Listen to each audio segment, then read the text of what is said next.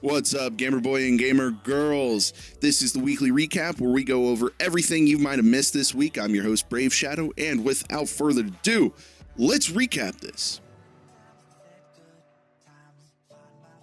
E3 has been canceled due to the coronavirus outbreak, and in a post on their website and Twitter, they say, exploring options with our members to coordinate an online experience to showcase industry announcements and news in June 2020. They lucked out. I mean, let's go over all the bullshit they had coming before this. So first off, Sony's not there for a second year in a row. EA's not coming. You have the creative directors leaving, saying pretty much, hey, good luck ESA because we're done with this shit.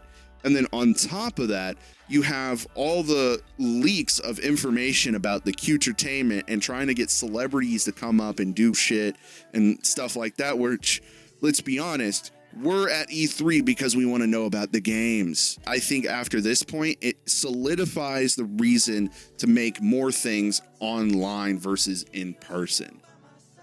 Go ahead, mark your calendar. March 18th, we will be hearing more about the Xbox Series X and Project X Cloud.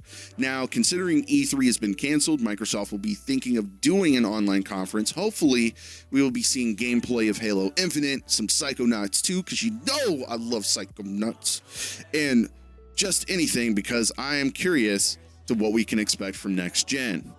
Now, speaking of next gen, the PlayStation 5 rumor mill is as crazy as ever. Is now we are on NeoGAF searching for any kind of details, and now we're searching for details in birds, more specifically bird coup code or bird code, or I give up at this point. What is this? Is this how we're really getting our news now? But somebody went in who is, intelligent enough, deciphered it.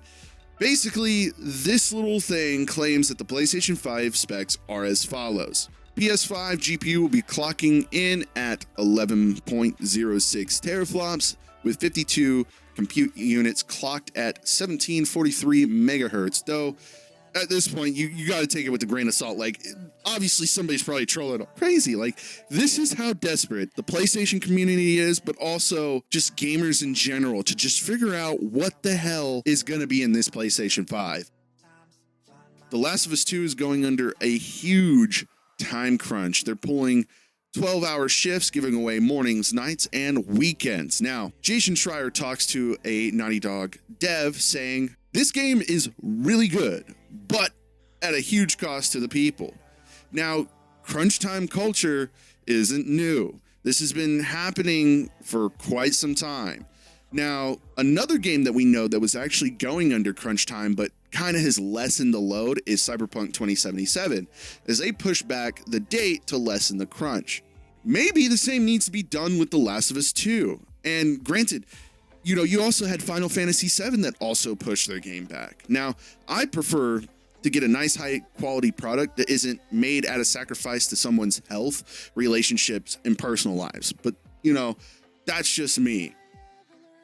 Reggie Fils-Aime is on the board of directors at Gamestop. Now, as we know, the company has been struggling lately and has always been plagued with poor work environments and even more poor trade-in values. Though, all of it is starting to crash down as the industry is slowly becoming more digital, and GameStop is finding it hard to stay relevant. Now, I'm not exactly sure if Reggie will be the person to save this sinking ship. Personally, I think it might be a little too late. Valorant Twitter account drops a new clip showcasing the game and the character Viper. Now, she seems to be a zoning character using gas to block off areas and hide. Her abilities revolve around poison. Walking inside her gas will be fatal as, you start to slow down and become disoriented. So it's something where, as you're playing, you got to kind of really figure out, okay, if I'm going against this person, I'm going to need this to do this thing. Still, no release date for the beta, but one can only hope that it will come out soon. 6 million players, day one, Call of Duty Warzone, free to play and cross-platform. How long will this success last, though?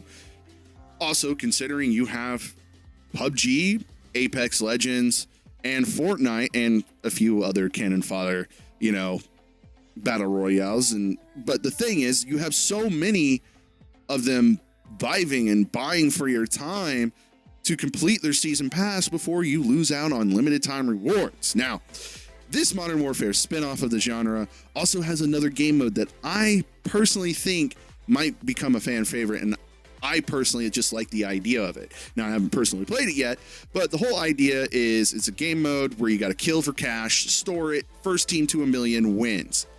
So it has a fuck ton of people playing, and it's playing on that Battle Royale map, but you can come back to life. So that's going to be really cool.